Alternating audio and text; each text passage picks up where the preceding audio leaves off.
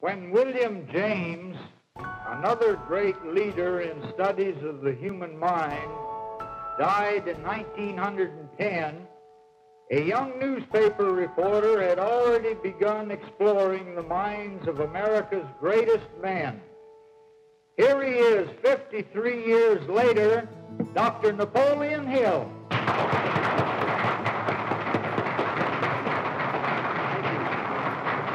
you very much.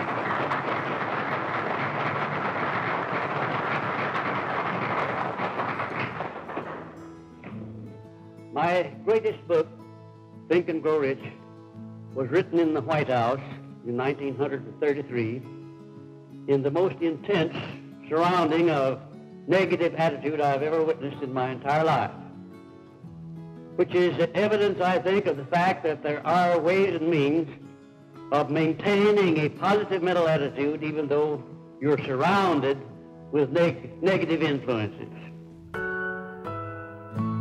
Each year, hundreds of global visitors travel to the headquarters of the Napoleon Hill Foundation and its archive offices located on the campus of the University of Virginia's College at Wise to get a glimpse of the hometown of one of the earliest and most well-known self-help authors, Napoleon Hill. Hill, a Wise County native and author of Think and Grow Rich and other motivational books, established the nonprofit educational foundation to promote leadership, self-motivation, and individual achievement. Area landmarks featuring him include a Virginia State roadside historical marker highlighting Hill's career, a commemorative wall mural featuring well-known area personalities including Hill with his famous quote, "What the mind of man can conceive and believe, the mind can achieve," and a permanent tile located on the Southwest Virginia Walk of Fame in Big Stone Gap. The Napoleon Hill Foundation annually awards scholarships to more than 20 college students and maintains an endowed professorship as part of its mission.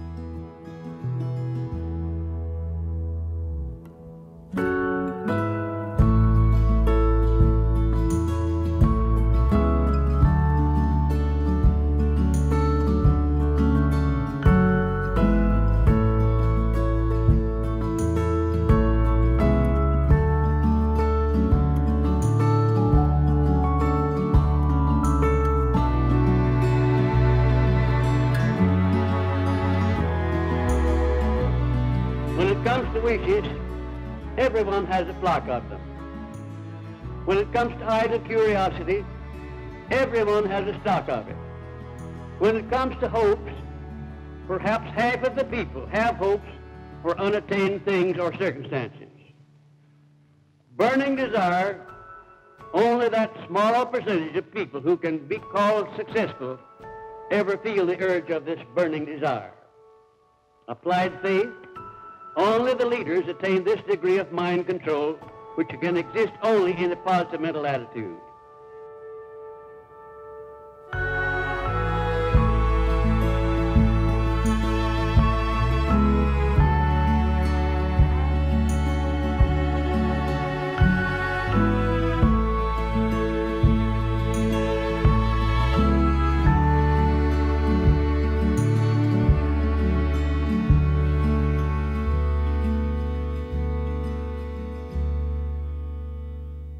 My name is Don Green. I'm CEO of the Napoleon Hill Foundation, a nonprofit located on the campus of the University of Virginia at Wise. I've held this position for 20 years. And for those who don't know a lot about Napoleon Hill, he was born in poverty in Southwest Virginia, and he was to become one of the foremost self-help authors in the world. Though he died in 1970, his material is more famous today, 50 years later, than when he was living. Into some of his backgrounds, he rough life in the beginning especially. His mother died before he turned 8 years old, and there wasn't much future, it would have seemed. But his dad remarried a year later, and it was a fortunate event for his dad to marry a lady who was a widow woman, but she was educated, and she brought education into the family. She was a school teacher, also the widow of a former high school principal in Coburn, Virginia. Also, her father was a medical doctor, so she made it her mission to educate the family.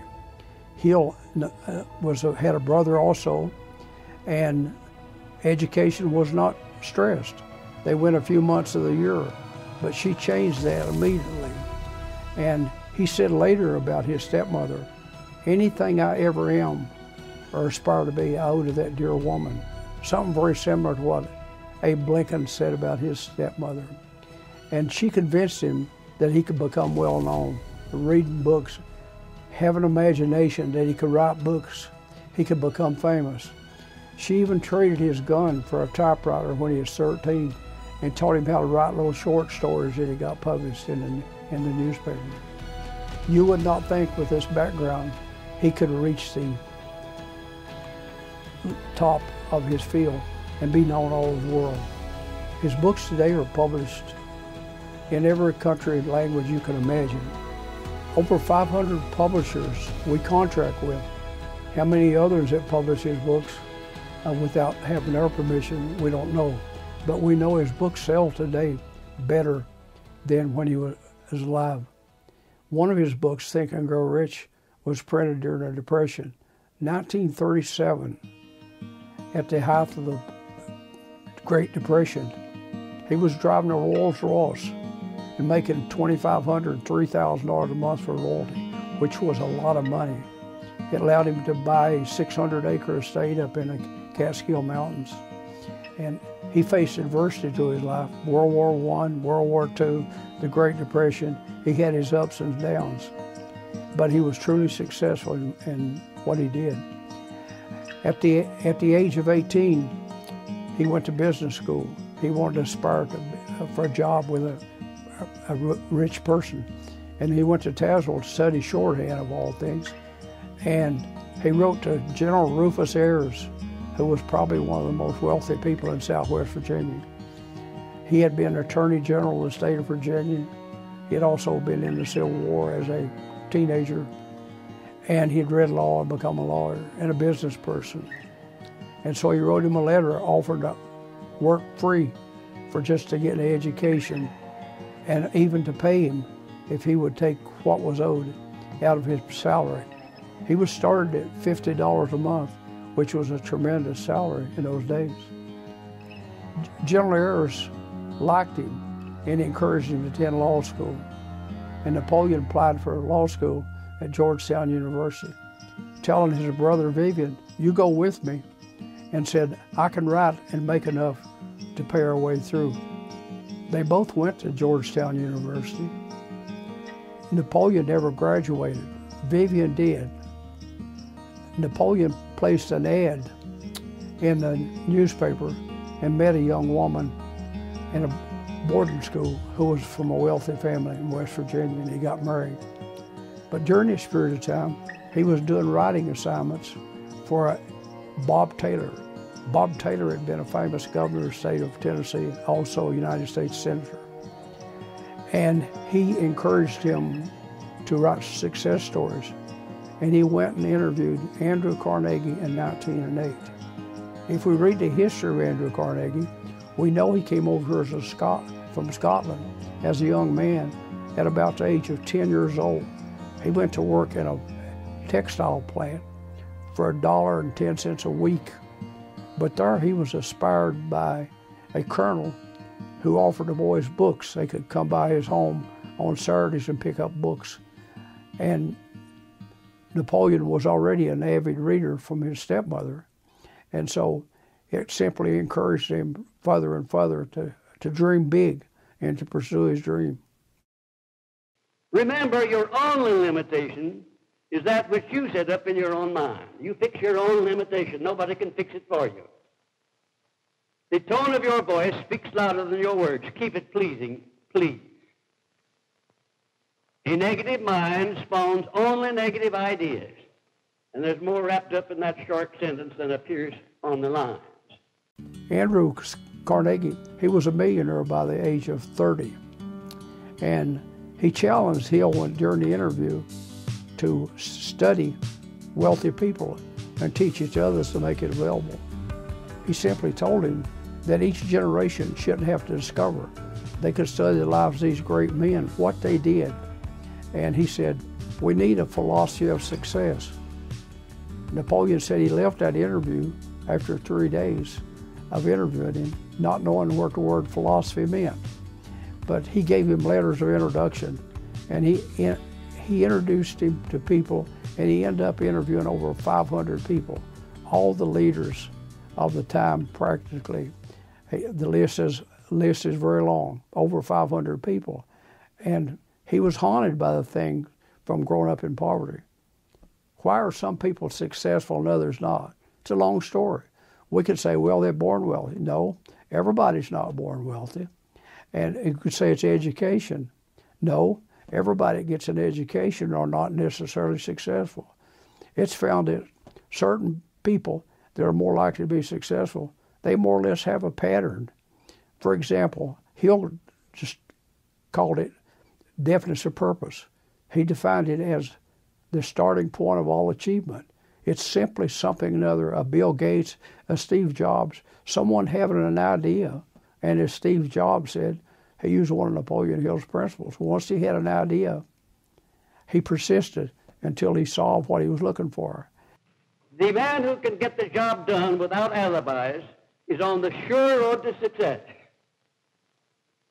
Opportunity has the habit of getting in the way of the person with a positive mental attitude. A person with a positive mental attitude attracts opportunity, favorable opportunities, just like a magnet attracts steel filings, and is definitely. And in reverse, a negative mental attitude repels opportunity.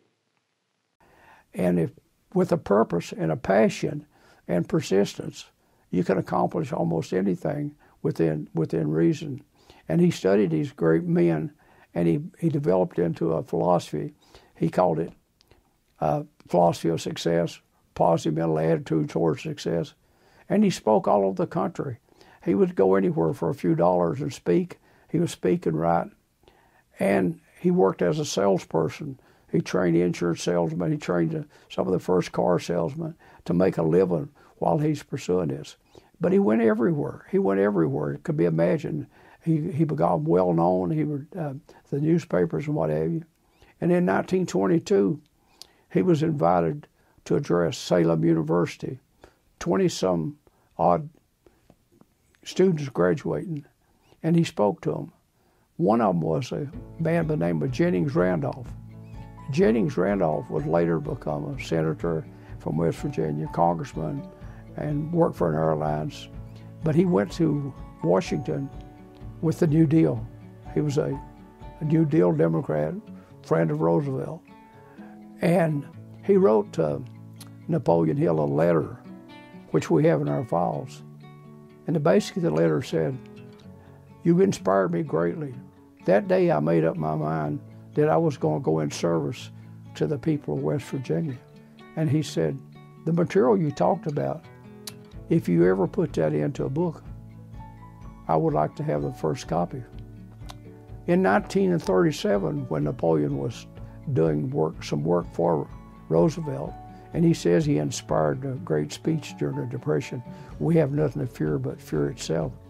He started the book, Think and Grow Rich, and completed it in 1937. It was published. There were 5,000 copies published in March at $2.50 a copy, without the internet, without advertisement we have today, the social media. The book sold out in 6 weeks. The next time they printed 10,000 copies, and it sold out in a few weeks. And in August of that same year, 37, there were 20,000 copies printed. And it's estimated today from anywhere up to 100 million copies of that book have been sold.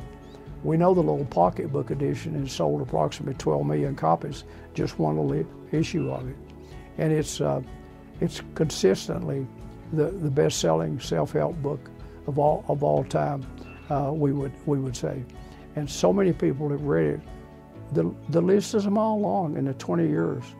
I mean, the people that published the Chicken Soup of the Soul books, Mark Victor Hansen, Jack Canfield, and people like Billy Ray Cyrus, a musician. If you read his book, he has a chapter on persistence. He stopped to help a gentleman's car broke down, and he turned out to be a Dr. Bailey, and he thanked him for a young man stopping to help him. Billy Ray had just been expelled from college for having dogs in his room, and he stopped by his office and he gave him Think and Grow Rich and told him he needed to read it. He read it, and one chapter in Billy Ray Cyrus's book is Hillbilly Heart, and he born over here in eastern Kentucky, and he talked about persistence. He said it was like being told, buy you a guitar and start you a band. And Billy Ray started a band, and he persisted year after year, making $50 or $100 or what he could get for playing in rough places. And of course, we know he recorded a little song, Achy Breaky Heart, that the girls like to dance to, and of course, talks about his little girl, Miley, her show name. He called her Smiley. They dropped the S off of it. Just like Harvey, that's on, got all the programs on TV today, Steve Harvey. He says he's read the book 25 times. But people like who've been up to college to speak for what the book done was Truett Cathy, founded Chick-fil-A. A teacher gave him Think and Grow Rich in 1937, his first issue. And he came up here and spoke. A couple of newspapers called me when he passed away a few years ago in his 90s. He was worth $6.5 billion. Billion dollars. Starting out with a little restaurant that seated 10 people. I went to his Sunday school class one time. He probably had 50 boys in there. And Truett, he had his Bible and he had Think and Grow Rich. And he said, boys, these two books that you don't want to be without. And if you read his autobiography, he talks about what the book did for him. But there's so many people out there that read the book and studied it and promote the book. It's absolutely remarkable. As a student of the science of personal achievement, you are engaged in a complete overhauling job through which you will a new and a better set of habits by which you conduct your life.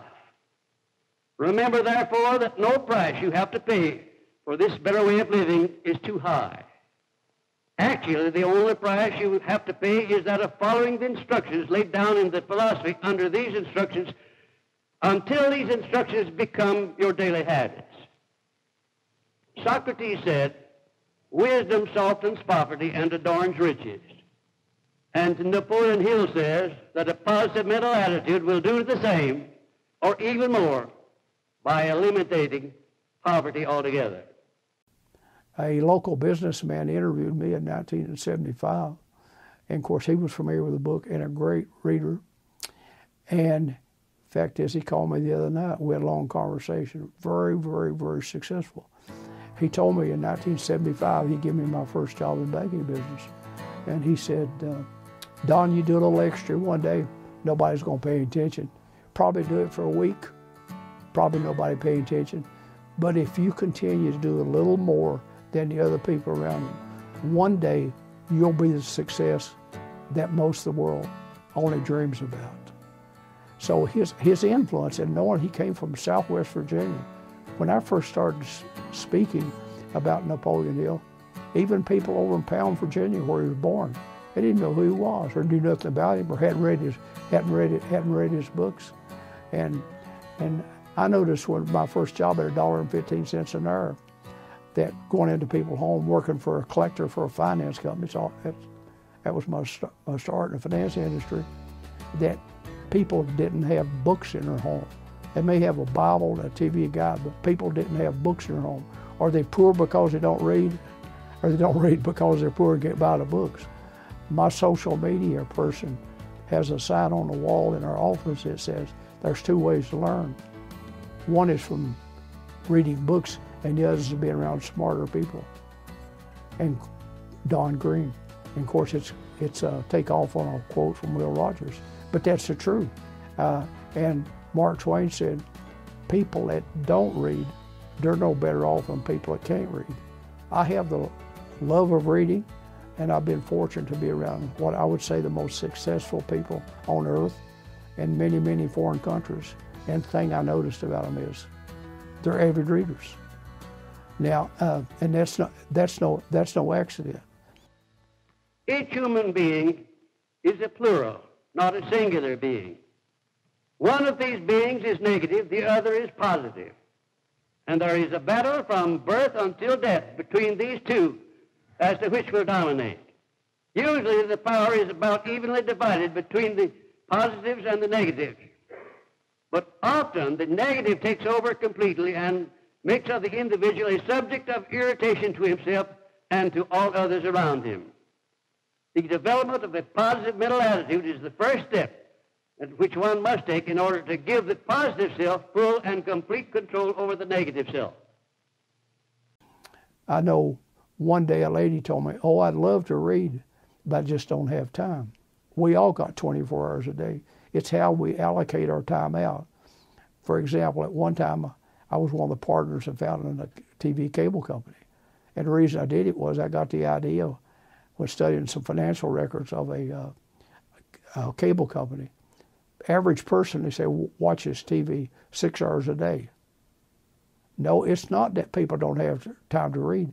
They simply don't put the emphasis on it, and they've not got themselves used to reading and pick up a book or having a book with them. And it's just so important to read. And his books, of course, Think and Grow Rich is the one that we think the most of. It was a second book he wrote, but he wrote a lot of other books. In 1960, he wrote a book with I guess the guy was a billionaire. They worked together 10 years. W. Clement Stone, and he's another success story. But he read the book and started a combine insurance company with $100, and he gave all of his salespeople that book. In 1952, Napoleon was in semi-retirement. He was 69 years old. He was invited to Chicago to speak to a dental convention, and among those in the crowd was W. Clement Stone. And W. Clement Stone challenged him to come out of retirement. Said we could spread this material and all. We could told him what all he could do, and said we could accomplish a lot in 5 years. And Napoleon Hill said, "I would do that if you'd be my general manager. You take care of the business end of it." And he said, "I'll do that." And though that wasn't his intention, he agreed to it. But they wrote a book together, Success to a Positive Mental Attitude, in 1960, which is still in print, by the way. It still sells a lot. And that's the thing about Hill's books. Here's a man from Southwest Virginia. All these books are still in print. They end up working together 10 years, from 52 to 62. At that time, Napoleon was 79 years old, and he didn't quit. He kept on working, but their association lasted. But during this period of time, the Napoleon Hill Foundation was set up as a nonprofit. Napoleon, his wife Annie Lou, and attorney started the foundation with the idea. Their mission statement was to make the world a better place in which to live. Now, if you know much about books, most of them don't stay in print 2 or 3 years. If you want to find a copy, you got to get on eBay or some a place that deals in used books. They're all still in print. I know the first appointment I had with a big publisher when I started was in New York with Penguin Random House, which is one of the world's larger publishers. And they told me, said, "Oh, we love Napoleon Hill," said, because of the shelf life. I did not know what that term meant. If they'd been talking banking terms, I knew what they meant. But shelf life, meaning how long the book stays in the store. Because big stores like Barnes & Noble, which are the biggest, they carry from 6,000 to 7,000 books in their larger stores. Amazon has 7 million plus. Now, if you have a book in a store, it don't move. It don't stay on the shelf long. It doesn't have a good shelf life because most all the books are put in the stores on consignment. It don't sell. Guess what? They box them up and send them back to you. And they may become dog-eared where they've been picked up and in and out, and they basically have to give them away or to trash them. So the shelf life simply, we take this book, how long is it going to keep selling? I mean, we did Think and Grow Rich. It's a tremendous seller even today. We published a book about 10 years ago called Outwitting the Devil, which was it immediately become a bestseller. It has been for 10 years. And I looked yesterday because I was last again. It's been printed in 48 different languages, and this is a manuscript from 1938. So he's that popular today. Who is the greatest person living at the present time? The answer, of course, is that you are the greatest person now living.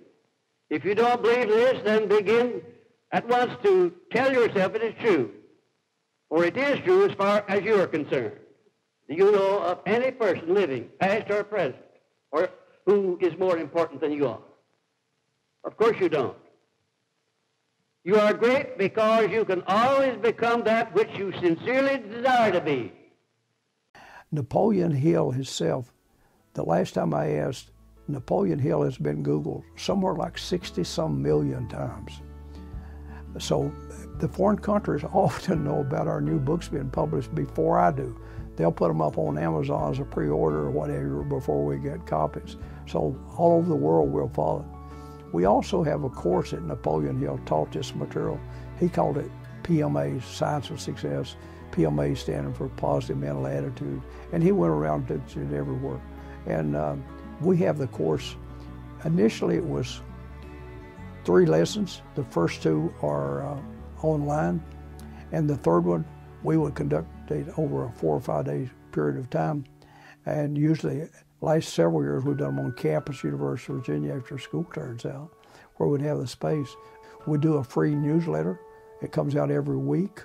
It's got a lot of information in it. It has about our new books and so forth. And we publish a thought for a day, which is usually a quote. And according to Forbes, the things I see on quotes, Napoleon Hill is quoted out there today more than all the United States presidents put together. If you would like to know more about the Napoleon Hill Foundation, our website is naphill.org. That's NAPHILL.org.